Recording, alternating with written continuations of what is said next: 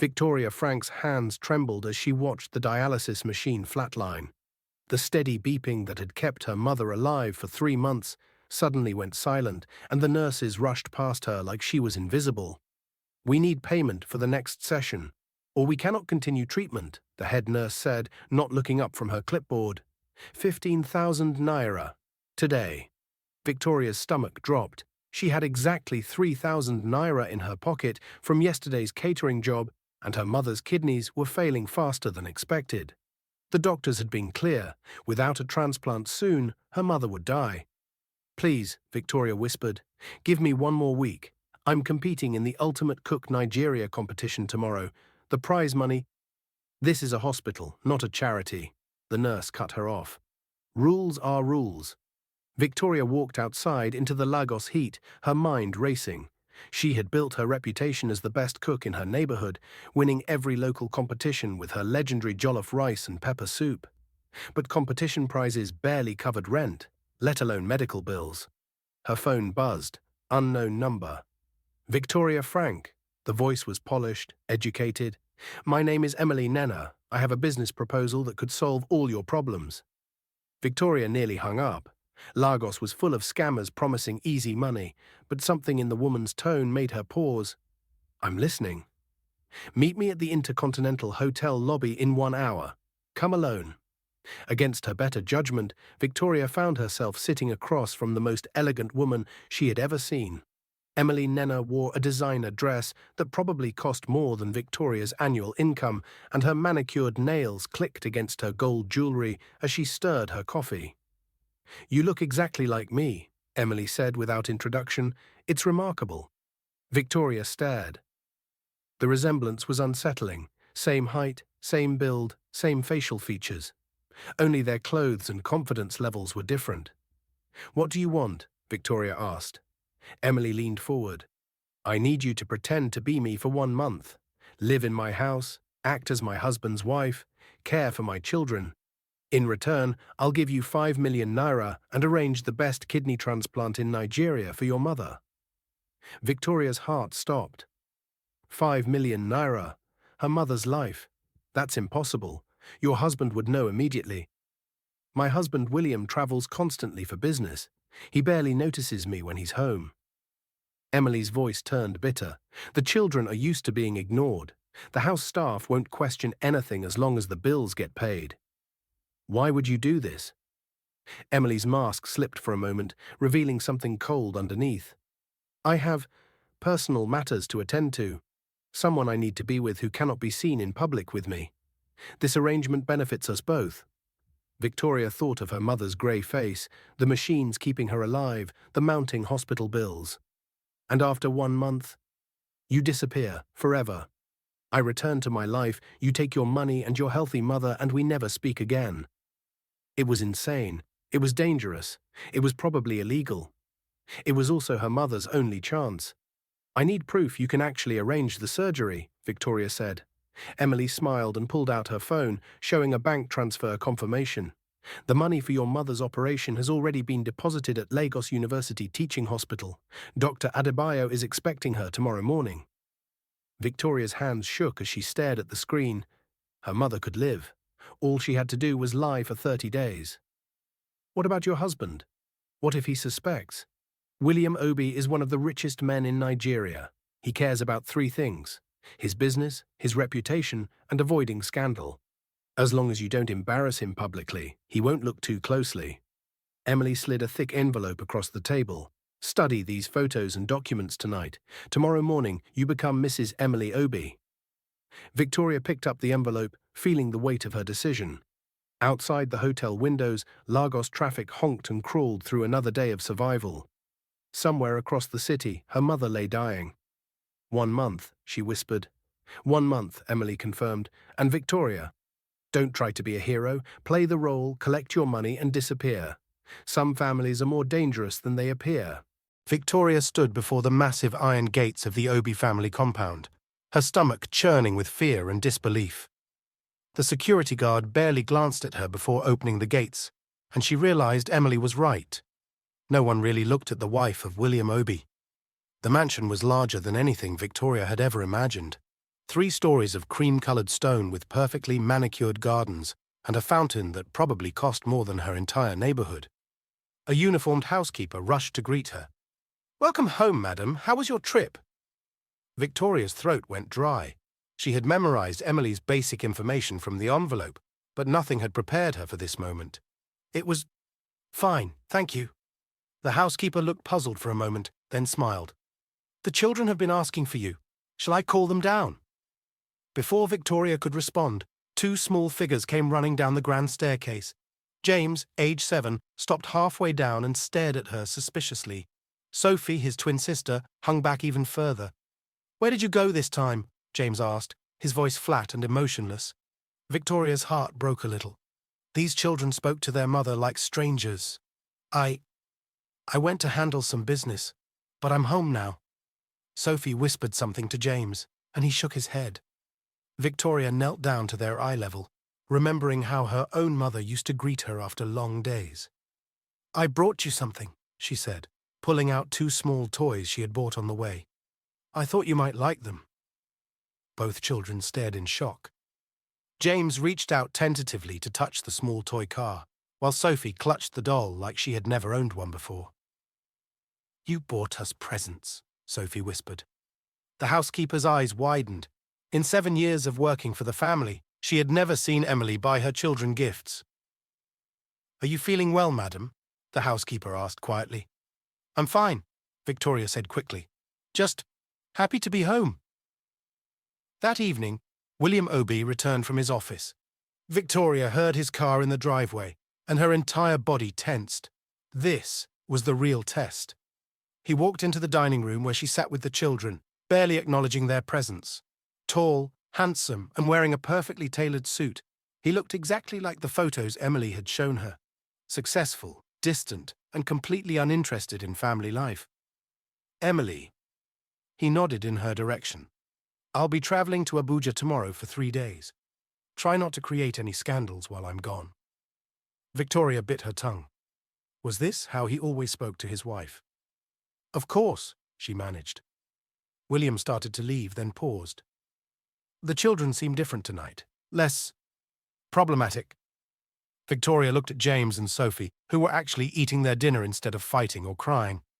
Without thinking, she had served them the kind of simple, loving meal her own mother used to make. Jollof rice with perfectly seasoned chicken and fried plantains. "Children respond well to attention," Victoria said carefully. William studied her face for a long moment, and Victoria's heart hammered. Did he suspect something? "Indeed," he said finally. "Perhaps you should try it more often." After he left, Victoria helped the children with their homework, something that clearly shocked the household staff. James struggled with mathematics while Sophie had trouble reading.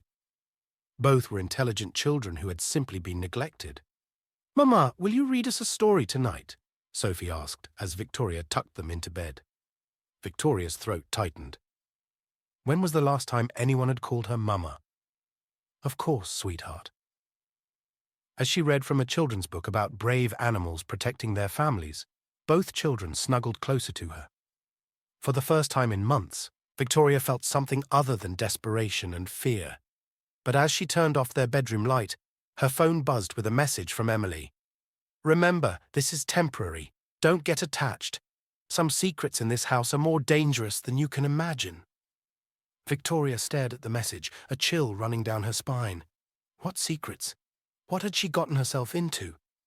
Down the hall, William's office light was still on, and she could hear him making phone calls in hushed, urgent tones. Something in his voice made her blood run cold. Victoria's carefully constructed world began crumbling on her 15th day as Emily Obi. It started with a phone call from the hospital that shattered everything she thought she knew. "Miss Frank, this is Dr. Adebayo. I'm sorry to inform you that your mother passed away during the night. The kidney transplant. There were complications." Victoria dropped the phone, her legs giving out beneath her. The children found her sobbing on the kitchen floor 20 minutes later.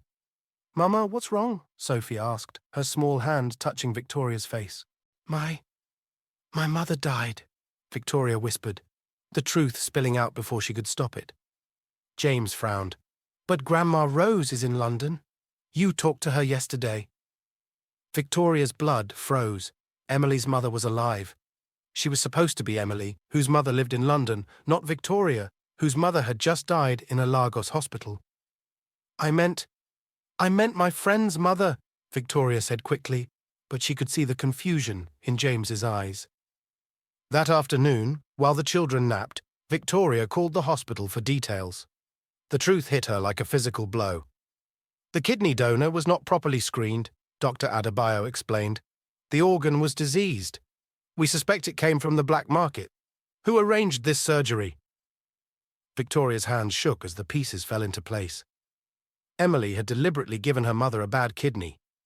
This wasn't a rescue. It was murder. Her phone rang. Emily. I heard about your little setback. Emily's voice was cold, emotionless. Don't even think about breaking our agreement. You still have 2 weeks left. You killed my mother, Victoria whispered.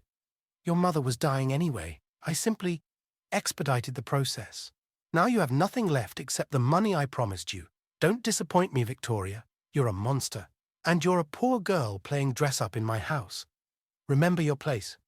Victoria hung up, rage and grief warring in her chest. She was trapped. Emily held all the power, all the money, and all the secrets. But as she looked around the mansion that had become her prison, she realized something else. She loved these children, really loved them. For 2 weeks, she had given James and Sophie the mother they had never had.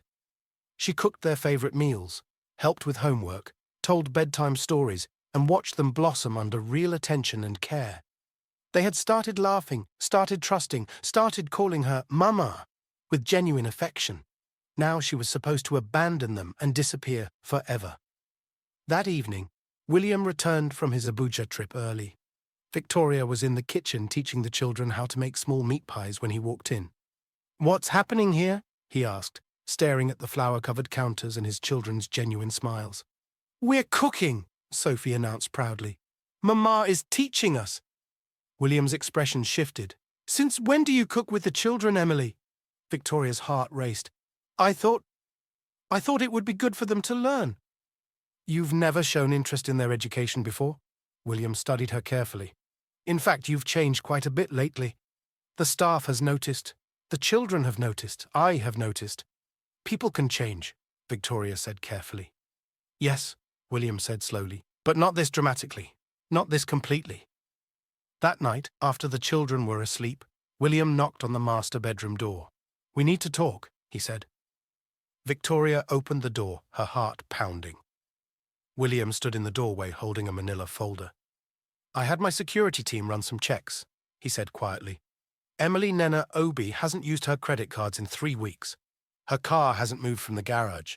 Her phone has been turned off, but somehow she's been living in my house, caring for my children and cooking meals that taste nothing like anything she's ever made before. Victoria's mouth went dry.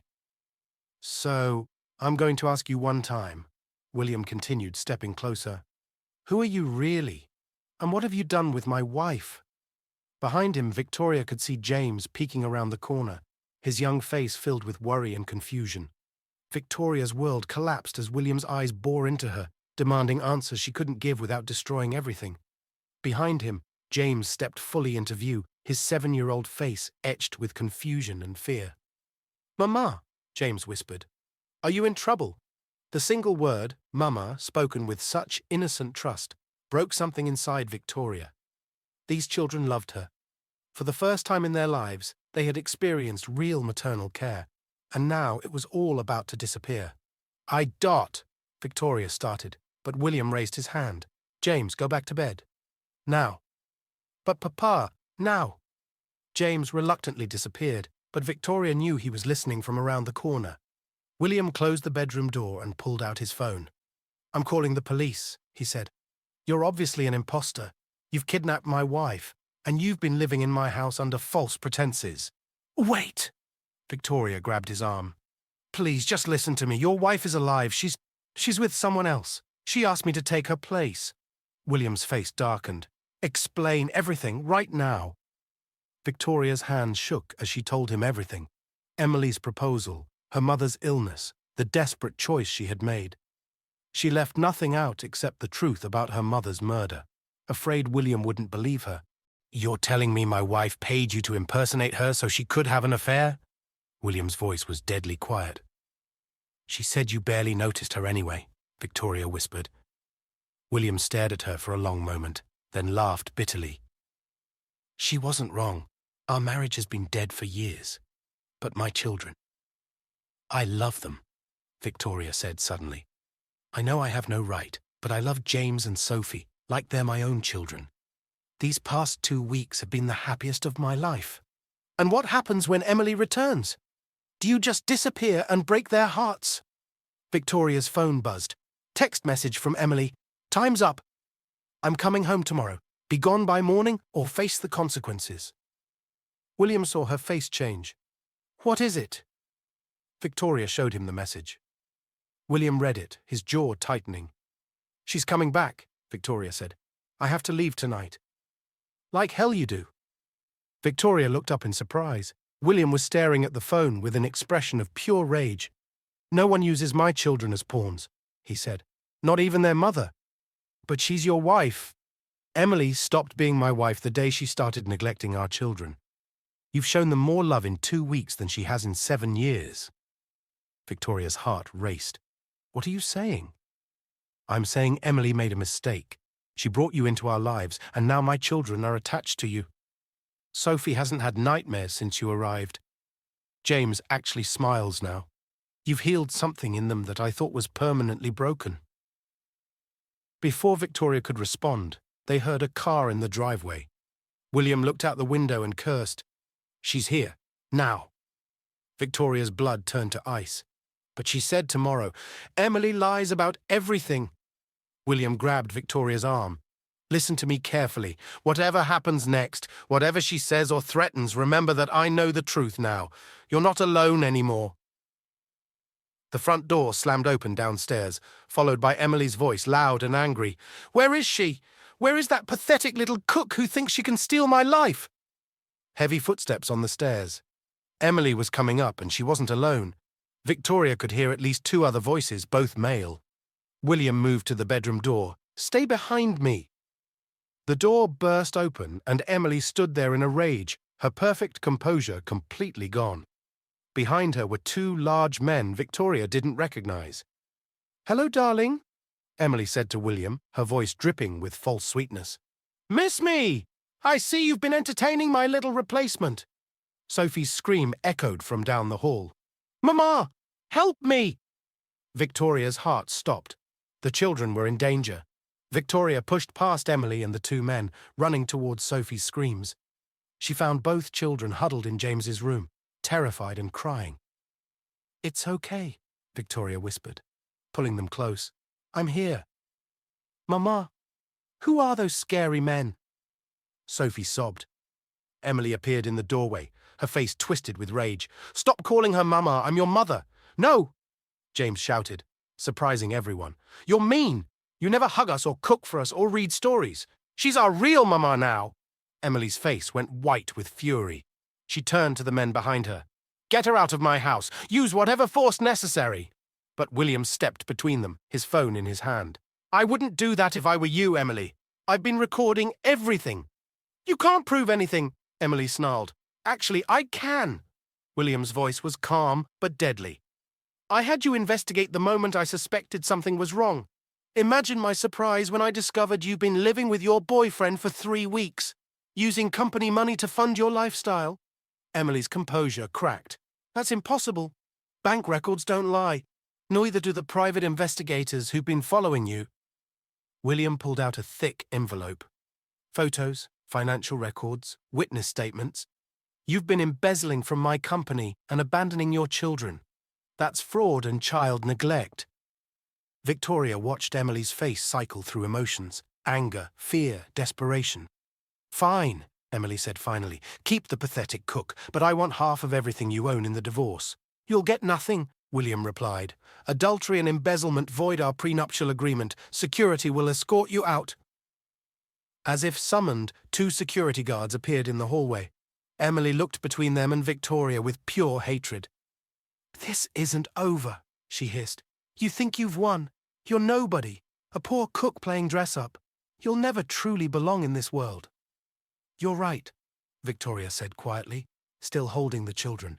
I am just a cook, but I love these children more than you ever did.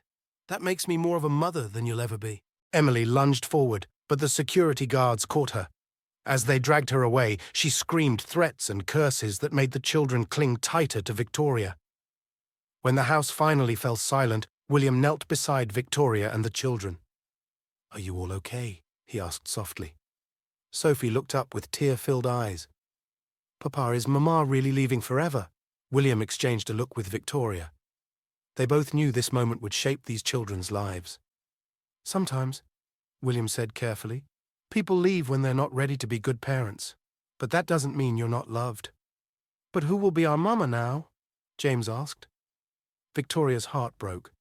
I don't know, sweetheart. That's not my decision to make.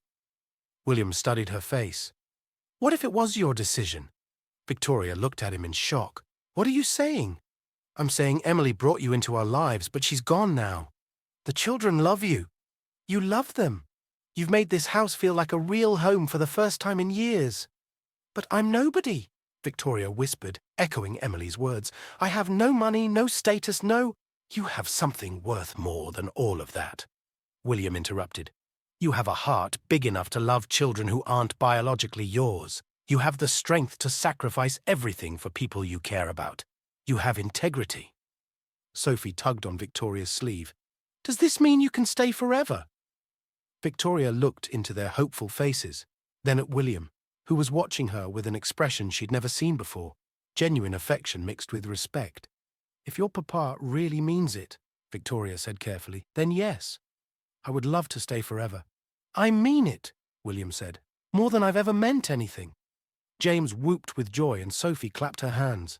Victoria felt tears streaming down her face, but for the first time in months, they were tears of joy. She had lost her mother, but she had found a family, and maybe, just maybe, she had found love too. Outside, Lagos hummed with evening traffic, but inside the Obi house, a new family was just beginning. Thank you for watching. Please subscribe, like, and comment at the comment section below.